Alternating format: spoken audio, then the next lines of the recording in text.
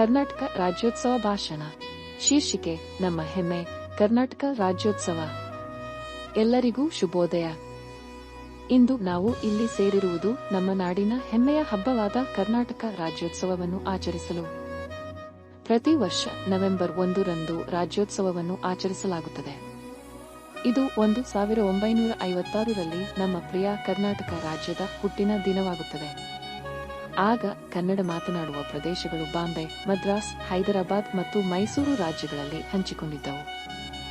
ಎಲ್ಲಾ ಕನ್ನಡ ಭಾಷಿಕರನ್ನು ಒಂದೇ ರಾಜ್ಯದ ಅಡಿ ಸೇರಿಸುವ ಕನಸು ರಾಜ್ಯ ಪುನರ್ರಚನಾ ಕಾಯ್ದೆ 1956ರಿಂದ ನಿಜವಾಯಿತು. ಆರಂಭದಲ್ಲಿ ನಮ್ಮ ರಾಜ್ಯವನ್ನು ಮೈಸೂರು ರಾಜ್ಯ ಎಂದು ಕರೆಯಲಾಗುತ್ತಿತ್ತು. ಆದರೆ 1973ರಲ್ಲಿ ಅದನ್ನು ಕರ್ನಾಟಕ ಎಂದು ಮರುನಾಮಕರಣ ಮಾಡಲಾಯಿತು. ಕರ್ನಾಟಕ ಎಂದರೆ ಎತ್ತರದ ಭೂಮಿ ಅಥವಾ ಉನ್ನತ ಸಂಸ್ಕೃತಿಯ ನಾಡು ಎಂಬ ಅರ್ಥ.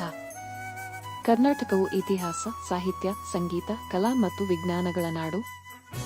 ಹಂಪಿಯ ವಿಜಯನಗರ ಸಾಮ್ರಾಜ್ಯದ ಅವಶೇಷಗಳು, ಮೈಸೂರಿನ ಅರಮನೆ, ಪಶ್ಚಿಮ ಘಟ್ಟಗಳ ನೈಸರ್ಗಿಕ ಸೌಂದರ್ಯ, ಉಡುಪಿ ಮತ್ತು ಕರಾವಳಿಯ ಸಂಸ್ಕೃತಿ ಇವುಗಳೆಲ್ಲವೂ ನಮ್ಮ ನಾಡಿನ ಶ್ರೇಷ್ಠ ಪರಂಪರೆಯನ್ನು ಪ್ರತಿಬಿಂಬಿಸುತ್ತವೆ.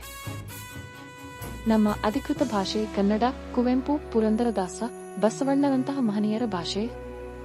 ಬೆಂಗಳೂರು ಇಂದು ಭಾರತದ ಸಿಲಿಕಾನ್ ವ್ಯಾಲಿ ಎಂದು ಗುರುತಿಸಿಕೊಂಡಿದೆ.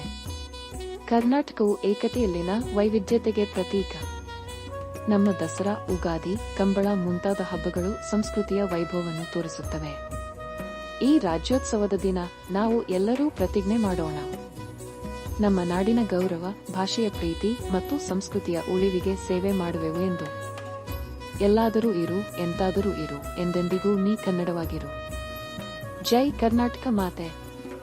ಧನ್ಯವಾದಗಳು.